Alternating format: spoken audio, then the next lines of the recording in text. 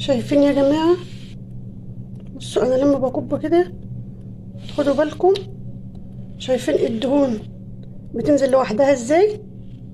اهو، خدوا بالكم كده اهو. شايفة الدهون بتنزل ازاي لوحدها اهي، من غير ما ادعك، من غير اي حاجة خالص اهي. لو تلاحظي اهي، هكب تاني اهو. شايفة اهو، شايفة الدهون بتنزل لوحدها اهي.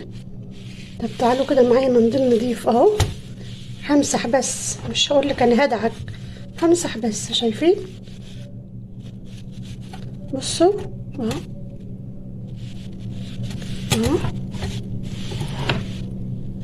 انا بمسح بس اهو، اهو.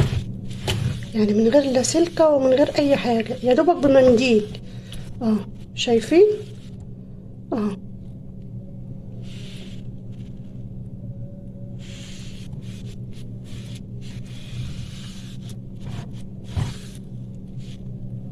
شايفين المنديل؟ السلام عليكم ورحمة الله وبركاته. ازيكم حبايبي، عاملين ايه؟ النهارده انا جايبه لكم طريقة منظف حلو قوي، هتعجبكم قوي. إيه، لو جربتيها مرة في البيت مش هتقدري تستغنى عنه ابدا. بحاجة كده يعني، عملناها ايه، عملناها بحاجة كده ببلاش، يعني حاجة كلنا بنرميها في بيوتنا، لا احنا عملنا منها المنظف ده.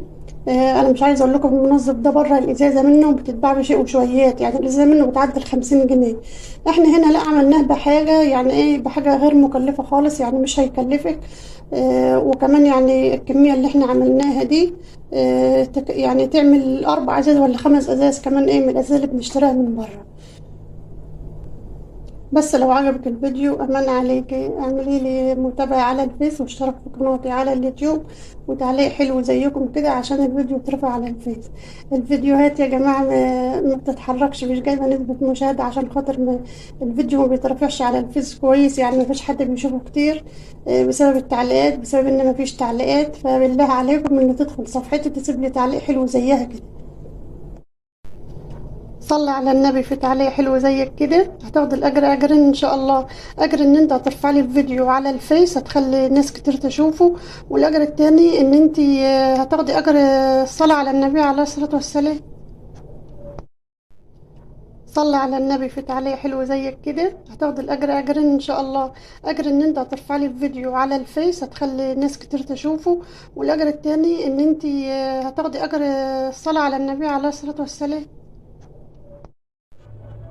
انا معايا هنا كيلو طماطم، يعني الكميه اللي انا ضربتها في الخلاط كانت تيجي كيلو طماطم. ضربتها في الخلاط وصفيتها بمصفى ضيقه، صفيتها بالمصفى دي اهي. بس وانا بضربها في الخلاط انا ما حطيتلهاش ميه، يعني هي اصلا بتبقى طريه كده، فانا ضربتها في الخلاط من غير اي ميه خالص. هعمل ايه هنا، هاخد شويه بقى من الطماطم دي، هكبهم هنا كده في الطبق ده اهو.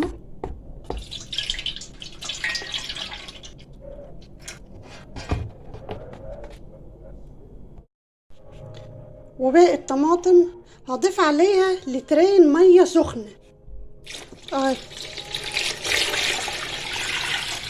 ضفت عليها لترين ميه سخنه للكميه اللي انا عاملاها. هضيف هنا بقى على الميه، بعد ما ضفت الميه هنا هضيف هنا كوبايتين نشا. ادي كوبايه،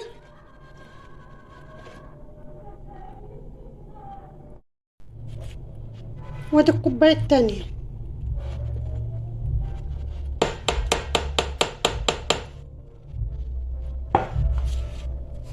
وهقلبهم.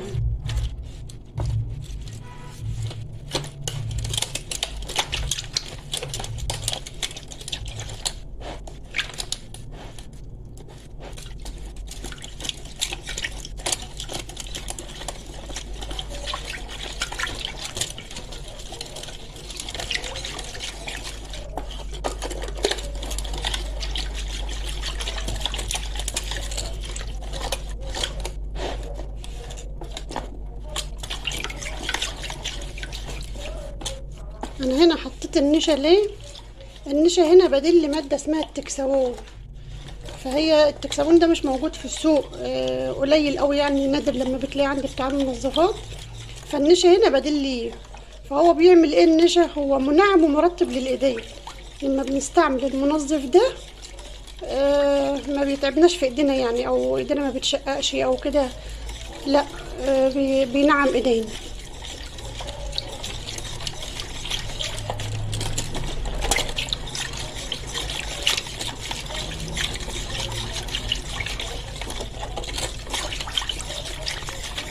انا هنا كده دوبت النشا اهو. وهنا بقى شوية الطماطم اللي انا نقصتهم في الطبق التاني اهم. هعمل بهم ايه؟ هضيف عليهم 3 معالق بطاطس. ادي 2 3. هضيف المعلقة الرابعة كده، يبقى انا حطيت 4 معالق بطاطس. وهقلبهم بالمضرب. البطاطس هنا فايدته ان هو بيسوي لي الطماطم، عشان لو المنظف ده قعد معايا مدة، قعد عندك مدة يعني، لو قعد حتى عندك سنة ما يعملش ريحة وحشة او ما يبص منك. هو هنا البطاطس بيسوي الطماطم، يعني ممكن يقعد سنة عندك ما يجرالوش اي حاجة.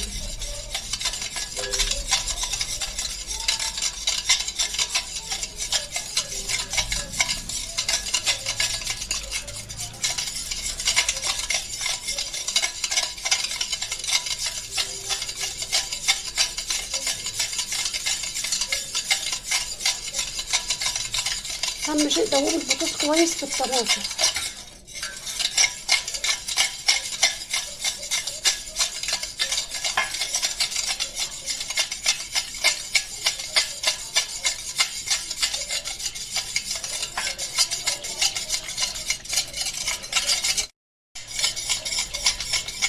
وخدي بالك لو البطاطس طار على ايدك او لمس ايدك، اغسلي ايدك بخل بسرعة. الخل مش هيخليه يأثر في ايدك في حاجة يعني.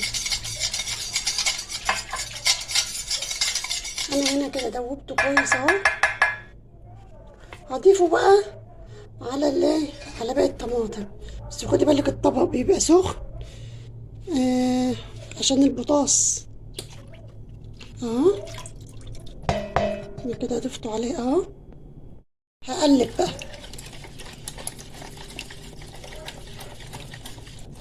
شوفي اول ما ضفت البطاطس تقل معايا ازاي اهو.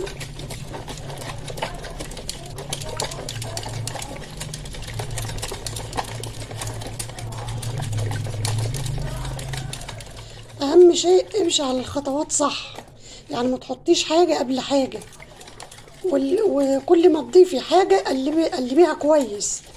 يعني كبيت البطاطس اهو، قلبيه كويس. بعد كده مثلا كبيت النشا دوبيها كويس، وهكذا. يعني دوبي الحاجه كويس قبل ما تضيفي المكون التاني. وزي ما قلت لك اهم شيء امشي على الخطوات صح، ما تضيفيش حاجه قبل حاجه.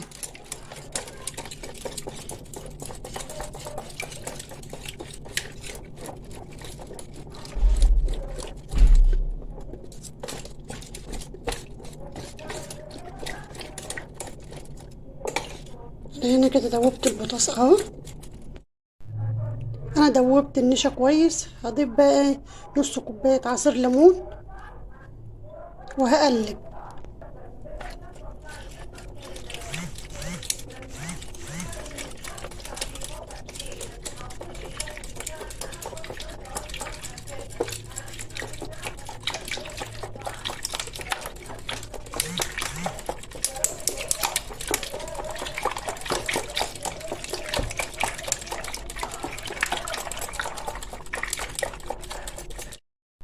قلبت الليمون كويس. هنزل بقى بمعلقتين ملح ليمون.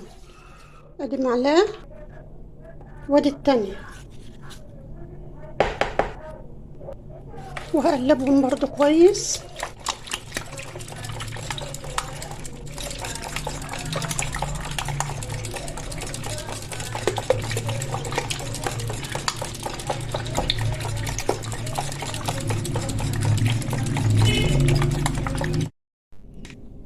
هفضي هنا بقى كيسين بريل من ده، ويستحسن يكون لونه اصفر، عشان لو لونه اخضر هتلاقيه غير لك اللون.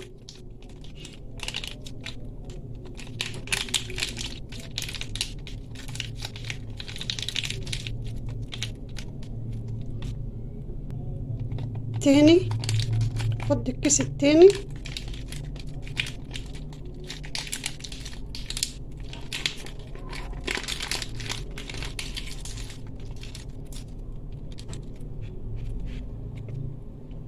وهقلب.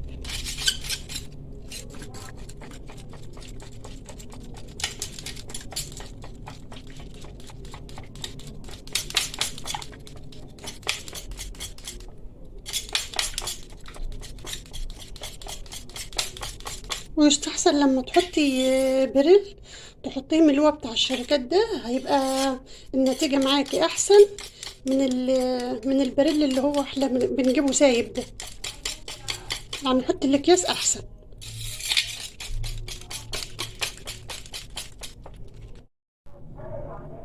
انا هنا دوبت كيسين البريل، بس هو كان محتاج كيس تلات بصراحة، بس انا ما عنديش الا البريل اللي هو السايب ده، فهضيف كوباية من عندي اهي كمان بدل الكيس. بس هو الافضل ان هو كان يبقى ايه 3 اكياس.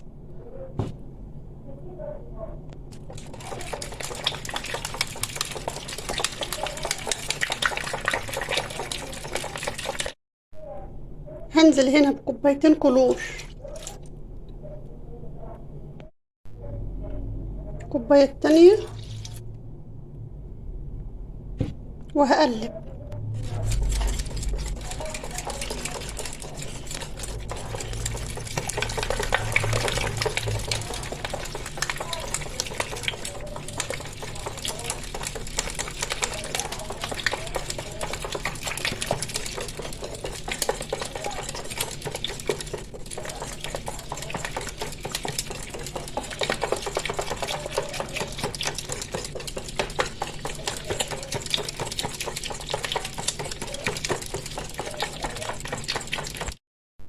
كده دوبت الكلور كويس. هنزل بقى في الاخر بقى بايه بمعلقة جريسلين، يعني شوية كده، حوالي معلقة صغيرة كده.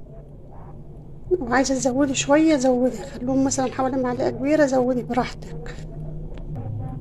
وهقلب.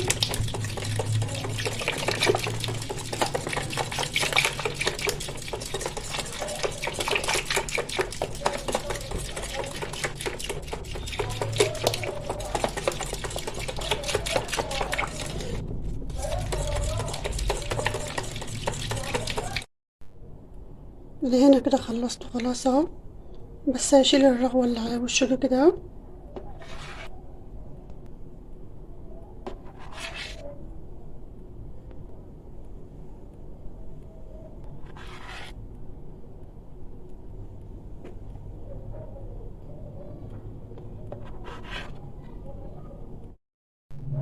وده المنظف بتاعنا بعد ما خلص اهو.